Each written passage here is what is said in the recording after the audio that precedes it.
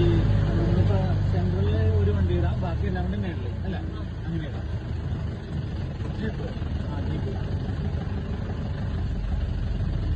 ഒരു വണ്ടി എന്തെങ്കിലും ഞാൻ നന്നായി ഇവിടെ കിടക്കാം, ബാക്കി എല്ലാ വണ്ടി അവിടെ. ഇനിയപ്പോ അവര്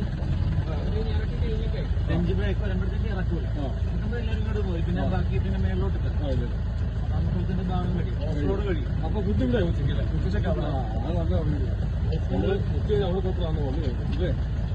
ഓഫ് റോഡ് കഴിഞ്ഞാൽ പിന്നെ